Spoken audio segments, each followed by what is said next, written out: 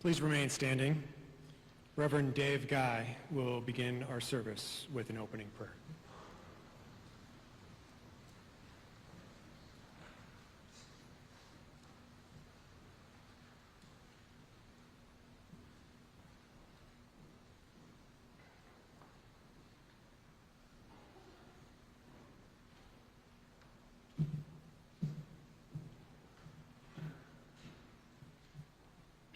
Father in heaven, you are the giver of life, breath, and every beat of our hearts. We gather here in grief, sorrow, and hope as we remember our son, our brother, father, and friend. Our hearts are broken at our loss, and that loss is beyond words, so we come to you, the giver of all things. You are the one who creates us, gives us our purpose, and then directs us to live our purpose so that at the end of life we can enter your reward. We humbly ask you to be present with us here today. Comfort our hearts and quiet our troubled minds. Father in heaven, you are great and we are small. You are infinite and we are finite. You are loving and giving and we struggle for our own interest. And yet, you bend down near and hear the sound of our tears as they strike the ground. Please be tender to us, the sheep of your pastor. We ask this in your holy name. Amen. Please be seated.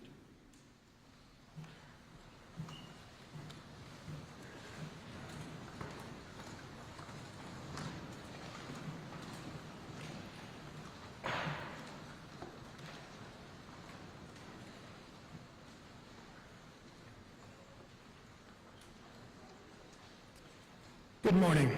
My name is Jared Rullison, and I get to be the Vice President of the Colorado Fallen Hero Foundation.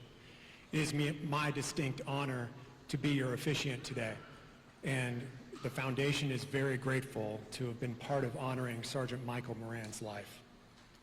Our first speaker is Sergeant Rogelio Maynard of the Cortez Police Department.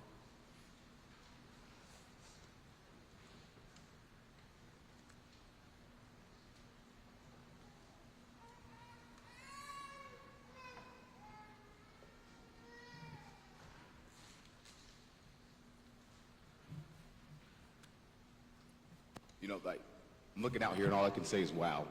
And knowing Mike, he wouldn't have thought in the world that there'd be this many people out here to show him love and support to him and his family. So on behalf of the police department, we appreciate you guys being here.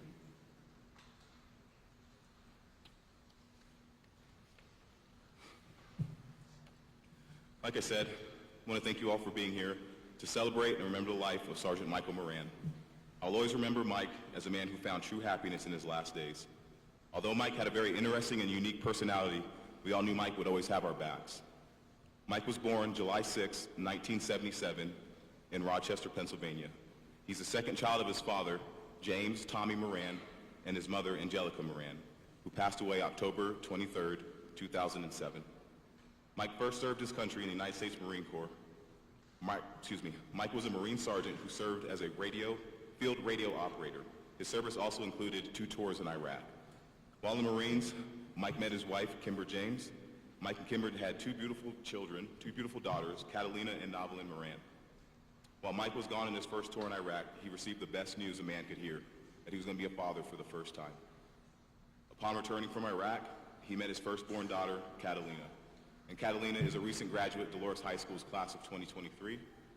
His youngest daughter is a member of the local Girl Scout troop, and she's also responsible for supplying the police department with Samoas and Thin Mints. So thank you, Novelyn, for that. We appreciate it. Not long after being honorary discharged from the Marines, Mike became a police officer with the Cortez Police Department in 2012. Mike found enjoyment in serving his community and serving alongside his fellow officers. However, Mike found true joy with his K-9 Otto. Otto served as Mike's partner for 4 years, from 2016 to 2020, until when Otto was retired. October of this year, Mike sadly lost his partner and his best friend. So I took to Facebook and I found a message that Mike left for Otto. And that message read, "Goodbye, sweet boy. It's not goodbye forever, but until we see each other again. You're not only the best partner a guy could ask for, but an even better friend. I never worried when you were with me." And we all know Mike. Mike loved Otto, and he wanted to make sure that everyone loved Otto too. So we're happy to know that they're back together. And Mike always had that dog's back.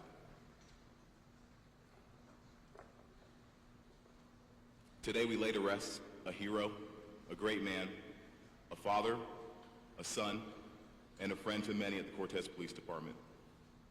The last few weeks I got to spend with Mike were very special to me. I got to see him in a different light. Mike figured something out about his life, and he found true happiness. He even took it upon himself to try new things, like smiling when people would greet him. He started using more than 2 words to complete a sentence. And this one's going to be a shock to a lot of people. He tried new foods, vegan soup, so Carrie, thank you for that. And if you've ever been to lunch with Mike, you know vegan soup was not on the menu. I'm pretty sure you guys can all recite an order from Mike's breakfast or lunch. So. And throughout the past 7 days, I noticed a common theme. I've heard many stories about Mike that involved him always being there and always having someone's back. From stories around the office to posts on social media, they've all made mention that he's always had their back. Over the past few weeks, I had the privilege of holding many conversations with Mike. And at the end of every conversation, Mike would tell me 1 or 2 things. He would say, Raj, I'll always have your back. Or he'd place his hand on his vest, right above his pocket knife, and he'd say, Raj, you know I'll shank you.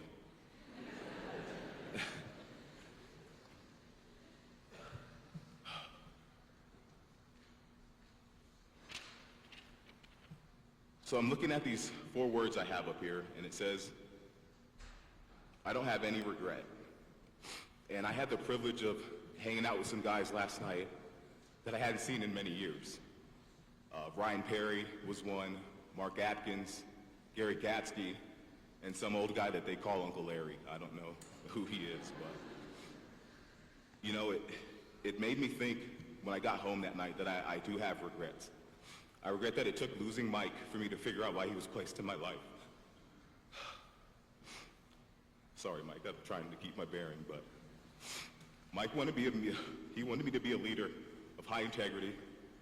He wanted me to hold people accountable, including myself. And above all, he wanted me to always be there for the guys, and he wanted me to always have their back. So rest easy, my friend. I got their backs from here. Thank you, God bless.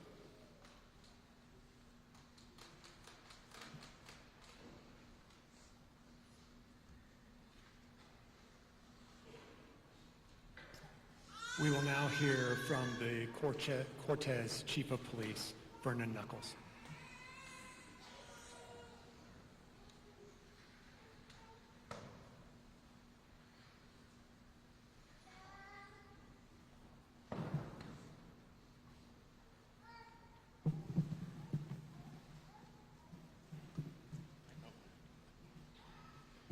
All right. Good morning. My name is Vernon Knuckles. I'm the Chief of Police at the Cortez Police Department. First and foremost, on behalf of the Cortez Police Department, the City of Cortez, and our community, I extend our deepest sympathies to Michael's family, his children, parents, extended family that have come in. Make no mistake, your grief and pain is our grief and pain. Like Rod said, wow, I look out in the audience here, and I'm just amazed at the support that has come as we pay tribute to Mike's life. It's extremely impressive. And I would venture to guess that there's this many more people outside. Catalina, Novelin, Tommy, Olivia, thank you for sharing Michael with us. He has left a profound impact in our agency and this community. We are grateful to have been the beneficiaries of his professionalism and kind association. As we remember Officer Michael Moran today, let us not forget He was much more than a police officer. Michael was a father, a son, a Marine, and a member of this community. Actually, if you don't mind, I'd like to refer to Michael as Mike. I never did call him Michael, and it just doesn't seem right. So, thank you. November 29th, 2023 will be marked as another tragic day in our department's history. So many lives were changed forever last Wednesday. This day will always be remembered as a life cut short, a career that ended too soon, and a son, a friend, a police officer who had such more to accomplish, and a father of two wonderful girls, so many more memories yet to be made. When God chose to take Mike home, he chose to do it while Mike was doing what he loved, being a police officer. You see, being a police officer wasn't just a job for Mike. This was a calling. I don't say this anecdotally. I say this based on conversations I've had with Tommy, other family members, fellow officers, conversations that I've overheard, and my personally witnessing Mike do his job as a police officer. It was evident that police work and service to his community and his country was Mike's calling. Mike loved this calling. Mike loved being a police officer. I had a conversation with one of Mike's uncles the other night. He told me he came through town, visited Mike. Mike brought him to the police department, toured him around, then took him uptown, showed him the town, told him a bunch of stories about, things he had done as a police officer, and just very excited about what he did for us in this community. Mike's father, Tommy, told me a similar story from his visit when he was here. Mike's roots in service are deep, instilled in him by his father, Tommy, a Vietnam veteran, Army soldier, and two-time Purple Heart recipient. Tommy told me Mike came to him one day and told him he wanted to be a Marine. Tommy said he told Mike, "You ain't tough enough to be a Marine." Mike's eyes welled with tears and said, "Look at him now, he's a hero."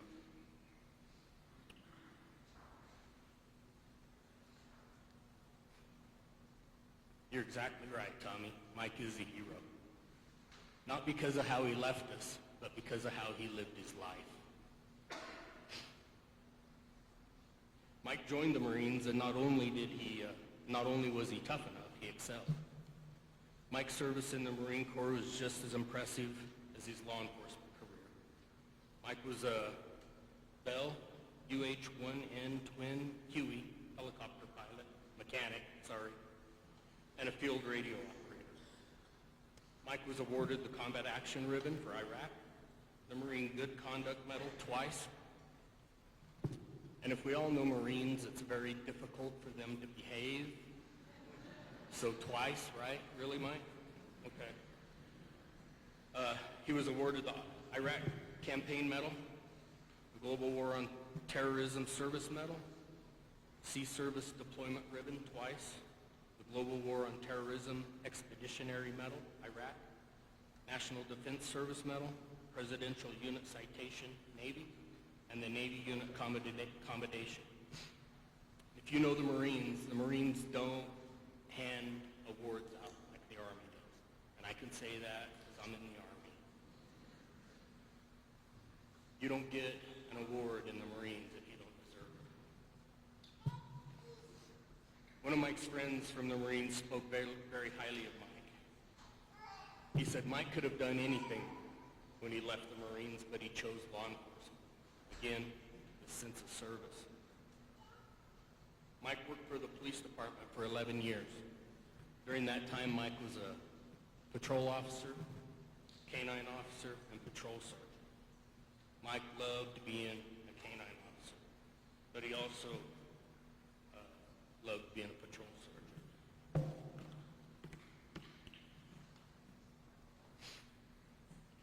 Mike would come into my office at least twice a month asking, when are we going to bring the canine program back? I would tell him, not yet, Mike.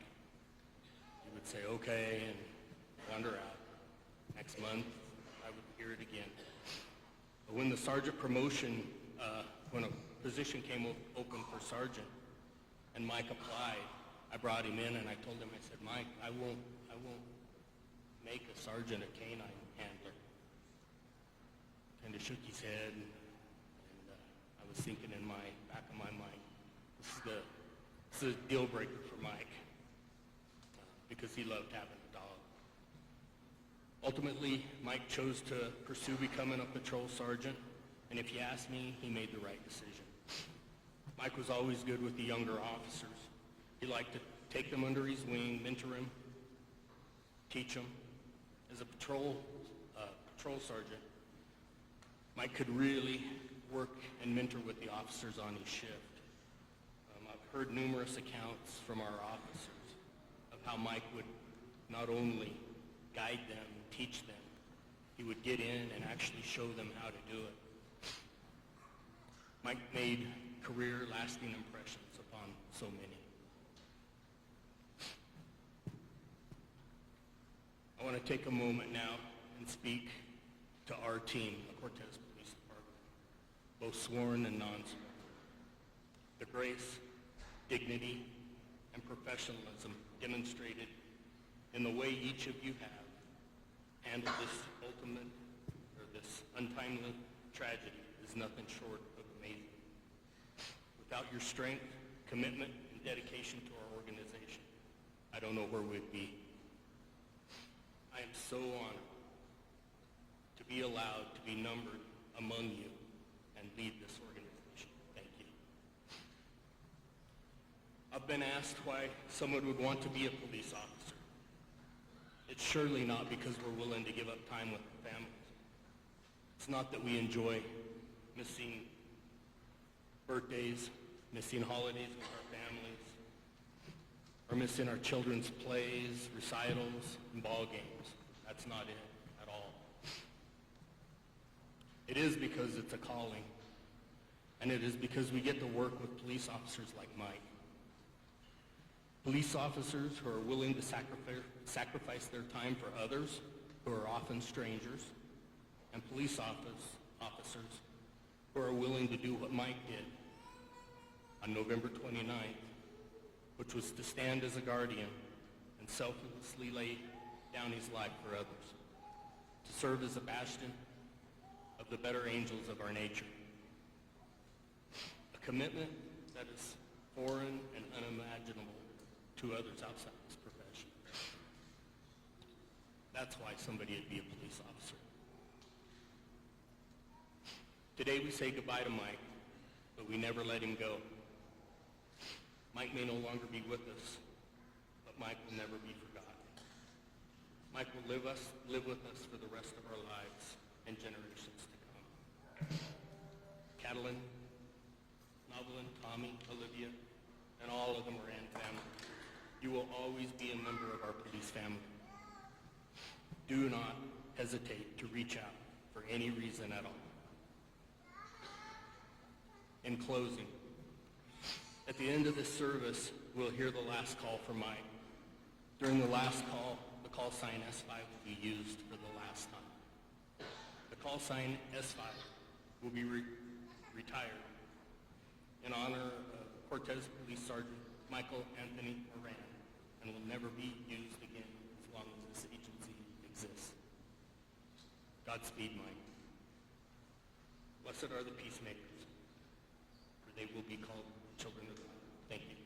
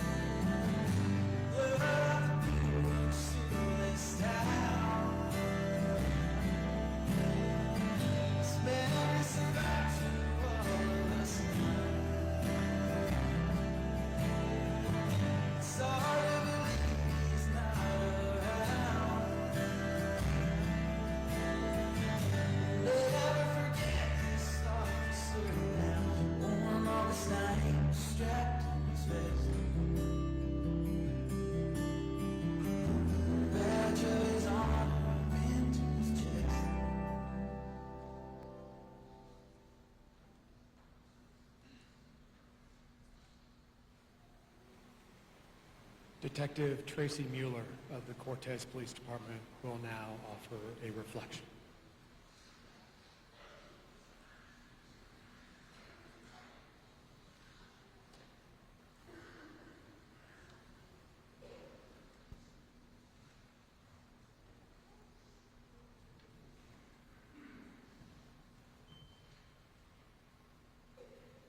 Good morning, everybody. Not sure it was the best idea to put the emotional one after that song.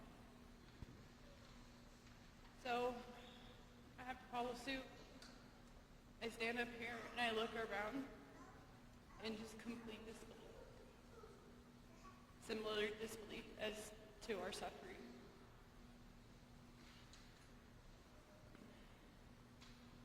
I want to thank everybody for being here.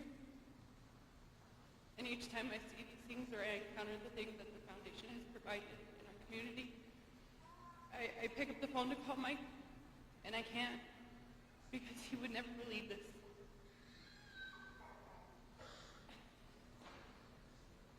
So again, I'm Tracy Mueller. I'm Trey. Trey Week. I got many nicknames here. I've worked for the Cortez Police Department since 2016. I left my hometown of Las Vegas, Nevada, moved to Cortez, Colorado to become a dispatcher. My dream of being a police officer has always been a dream of mine as I follow suit of my father and my grandfather, who are retired Las Vegas Metro Police Department.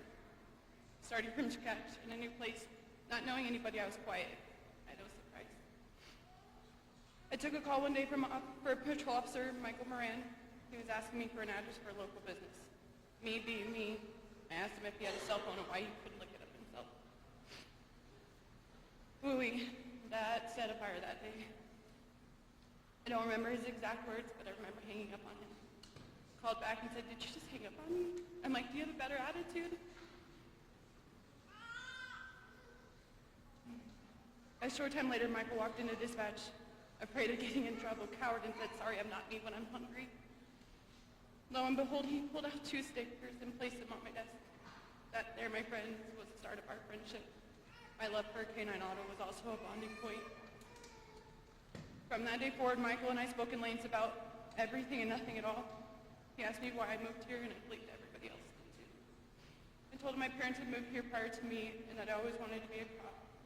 Michael, with his 99 questions, learned I had come from a family of prior law enforcement, but worse yet, tragedy from my father on duty who had to pull a firearm and end a threat, my mother who was involved in an active shooter. My fear of firearms kept me from pursuing my dreams at that time. Michael days on end encouraged me based off my experience in life that I had what it took to be a cop. The opportunity arose for an open patrol spot, and Michael took the time to help me write my letter of interest. The best part yet, the physical. We all know that was, his favorite part of this job. Starting the academy, Michael called every single day after the academy just to ask how it went. If I struggled with anything, he found a way to explain and help me understand it. I'm sure everybody in this room knows exactly what he did for me, as I've seen him do it with so many within our community and our department. So here I sat a brand new officer after FTO. Traffic wasn't my strongest. Michael told me DUIs were always the scariest and toughest report. Well, game on. I like a challenge.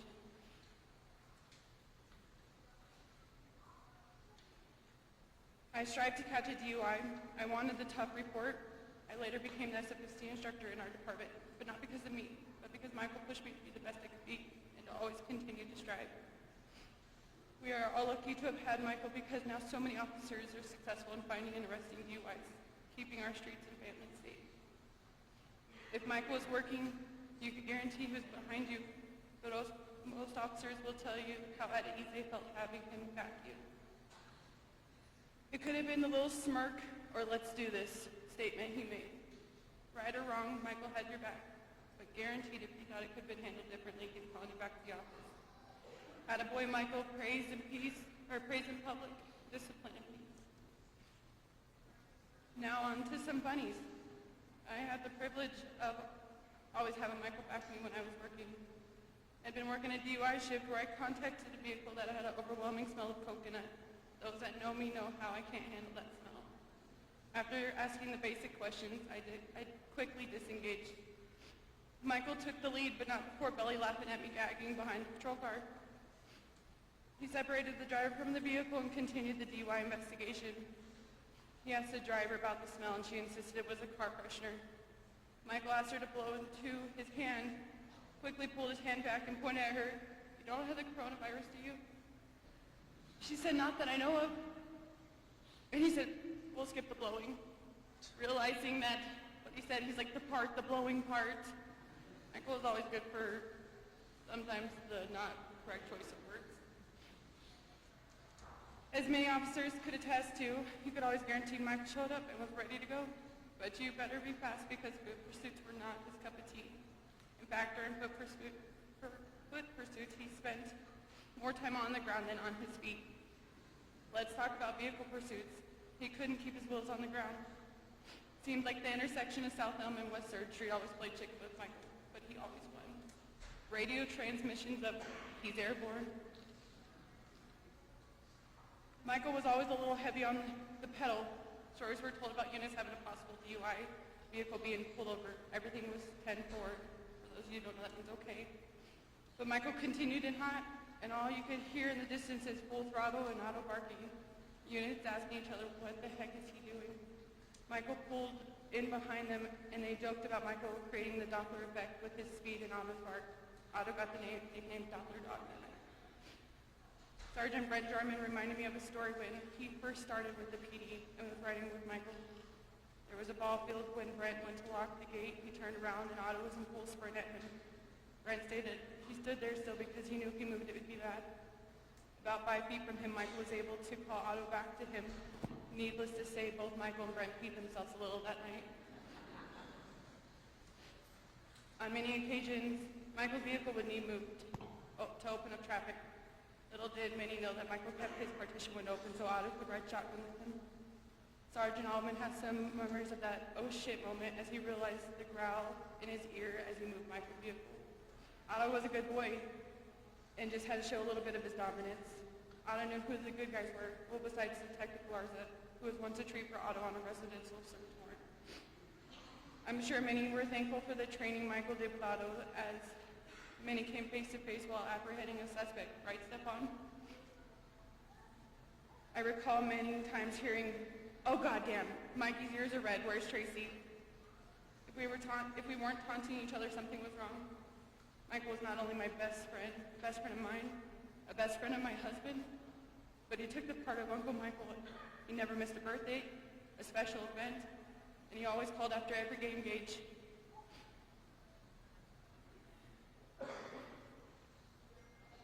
He created a bond within my entire family that we'll never get back. Michael's biggest pride and joy were his daughters. Nobody's ever the perfect parent, but he loved you. Navi, he loved you. And all he wants is for you to be happy and successful. And will forever be by your side, as that's what your dad would have wanted. I love you, and you're both stuck with me. Michael, I'm not sure how I will get by day to day without our phone calls. I don't know what our future without you entails. I know that you can count on me to do the most important thing for you, and that is be here for your girls. We love you. I love you. I wish I was there to have had your 6. We got it from here, Michael. At E Sarge, Tez, that's 5 out.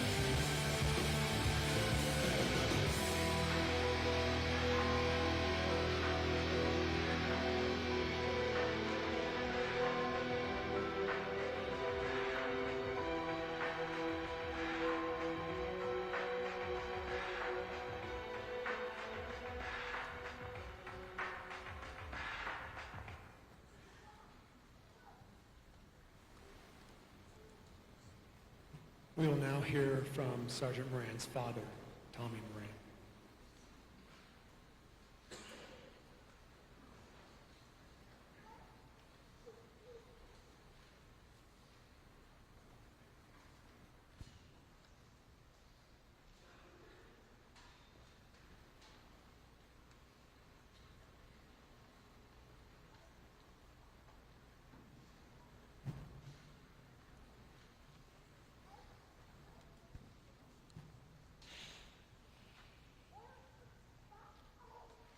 Tell you what, looking around, all you guys here, this is amazing. I had the privilege to go on the ride around, not the ride around, excuse me, go on the Christmas parade with the chief and his wife, them, my wife, Megan. We had the honor of doing that, and it was so amazing for a town like this to come together for such a special occasion and to honor Michael. I was so amazed. I couldn't believe what I was seeing. And the people standing out there in the cold, waving, saluting, everything. It was amazing. It was the best parade I've ever seen, went through or anything. And Michael would have been so proud of it. But let me tell you a little bit about Michael. Yeah, as the chief told you, I was a veteran, Vietnam veteran, wounded twice, 2 Purple Hearts, and luckily I came home. An audience here that was in Vietnam about the same time, wounded twice, just like I was. We made it home, thank God. But Michael, when he decided to join the Marine Corps, like the chief said, I was come home from work and I was in taking a shower, got done showering, and I was shaving. And he come knock on the bathroom door. He said, "Dad, can I talk to you?" And when he said that, I knew that was something pretty big on his mind. I said, "Yeah, what's up?" He said, "Dad, I'm thinking about joining the service. What do you think about it? I'm thinking about joining the Marines."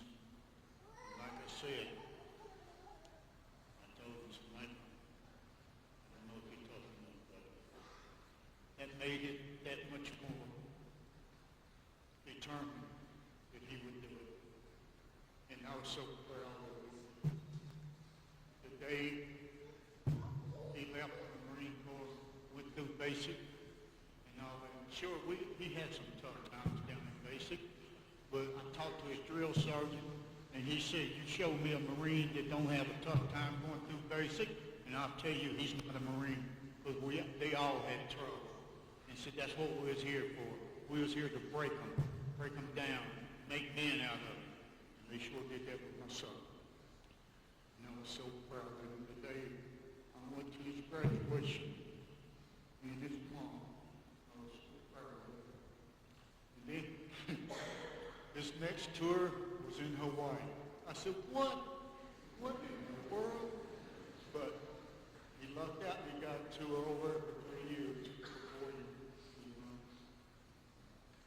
And me and his mom was able to go over for his first tour when he was first there in Christmas time and stuff, and see how the Marine Corps comes together. Just like their big family, and it was amazing. And you guys here, you police department, you Cortez police and stuff are the same way, or even more. I can't get over how much you guys are family and stuff to Michael and to each other. I am amazed. I am amazed what has gone on here and stuff. And another thing before I'm a very good speaker. I'm going to admit this, but I'm going to tell you, Michael high school. He wanted to go to work for me, summertime, you know. So I talked to my boss. I did construction work. We did a lot of welding and burning and stuff like that around the country. And I was doing the job in Toledo, Ohio. And my boss said, yeah, if you want to bring him up as a fire watch, we can do that. And so we went up. I got him in. We went up and I hired him and we went to work. And one thing Michael said to me, he's, because my family knows me, I always get to work early. I always get to work about an hour early. Michael couldn't understand that. He said, Dad, why are you going so early? I said, well, I need to set up the stuff, get ready for the men when they come in so they can do their job. And then we would have a safety meeting 15 minutes before work time. Michael looked at me and said, why are you doing this? It's not work time. I said, I want everybody to be safe. I don't want nobody to get hurt. And that's the reason I need to do this. So Michael got his first check, and he was pretty happy with it. But he said, Dad, I don't see no overtime. I said, well, you need it. He said, well, we go to work at 7 o'clock, but you have the safety meeting at 1:45. He said, we don't have to listen to you to talk about safety at 6:45. You should be waiting till work time. So I talked to my boss about that. And he said, you know, he's got a point there. The guys don't have to listen to you at that time. And I said, well, I might ought to back up and start having my safety meetings at work time at 7 o'clock. But that made him happy. He thought he got over on me, you know. So, but Michael was, he got to spend some time with me and Olivia, his stepmom, this past summer, him and the girls down there in Fort Lauderdale, Florida. We went to the beach. Michael and the girls went snorkeling. We went to the mall. We went and had Japanese dinner and stuff. And Michael never had been to one of the Japanese places where they cook in front of him and stuff. And they enjoyed it and stuff. And we really enjoyed it being there. We really did. And, but to close this out, guys, let me just tell you. From the bottom of my heart, I love you guys for what you do.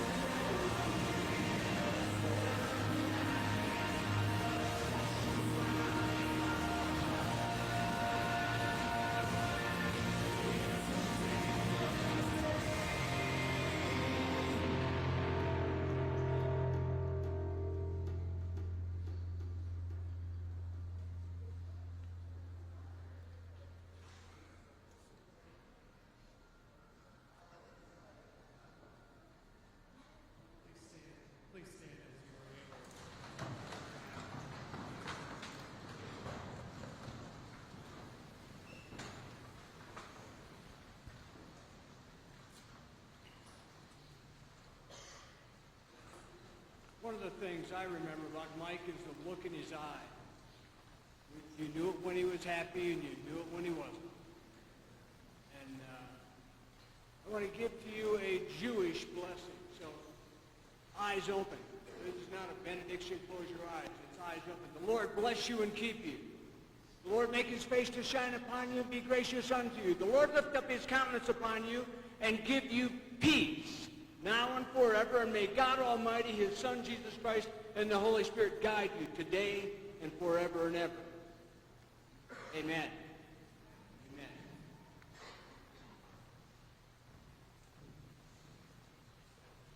At this time, I invite the family to please be seated.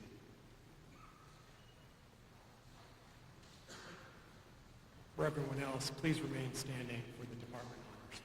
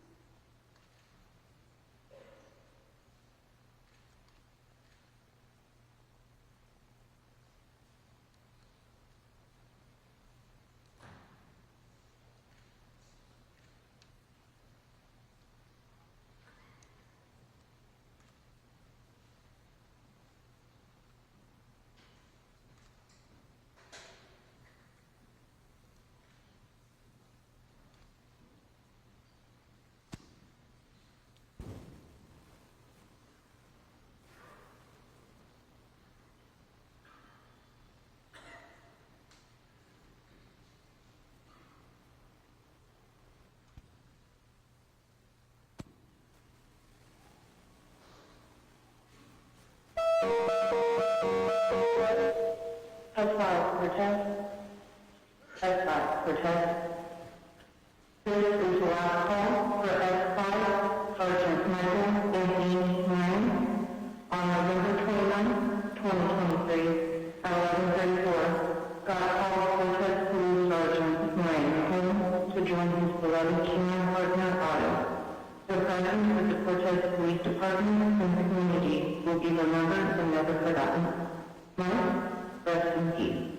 We will take the watch from here. Cortez clear.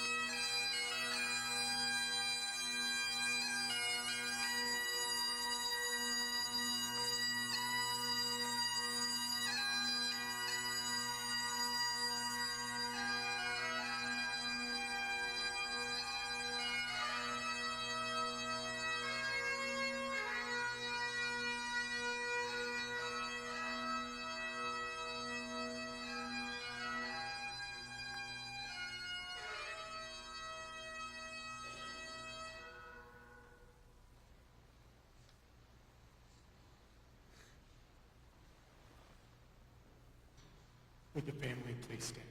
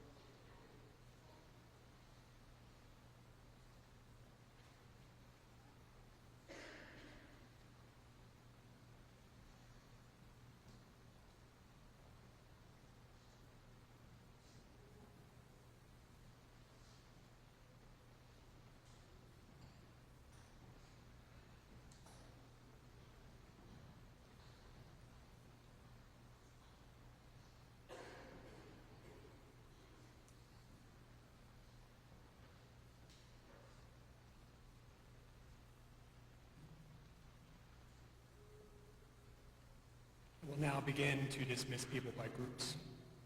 Please exit through the side doors. We will have honor guard representatives outside to assist you with formations. At this time, will the uniformed members of the Cortez Police Department and their families, the Montezuma County Sheriff's Office, Troop 5A of the Colorado State Patrol, the Mancos Marshal's Office, the Dolores County Sheriff's Office, and the Bureau of Indian Affairs Law Enforcement, please exit for formation.